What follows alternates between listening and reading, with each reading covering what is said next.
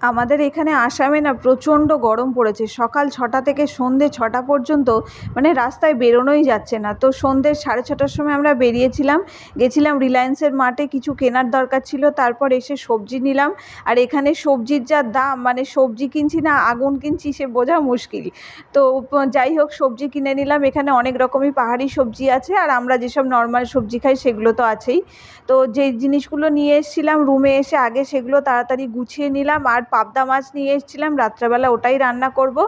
আর এসে একটু মাজা নিয়ে এসেছিলাম, তো গরমের চোটে সেই মাজাটা আগে খেয়ে নিজেকে শান্ত করলাম। আর আমার অবস্থা দেখে বুঝতেই পারছো যে ঘেমে নিয়ে পুরো স্নান। এখানে প্রচণ্ড গরম পড়েছে। আর পাবদা মাছটা রাত্রেবেলা সর্ষে কাঁচা লঙ্কা দিয়ে ঝাল করেছিলাম। এরকম করে পাবদা মাছের ঝাল খেতে তো খুবই ভালো লাগে। আর এই রেসিপিটা আমার চ্যানেলে শেয়ার করা আছে, চাইলে দেখতে পারো। আর এইরকম মিনি ব্লগ দেখতে অবশ্যই আমার চ্যানেলটাকে সাবস্ক্রাইব করে দিয়ে পাশে থেকো।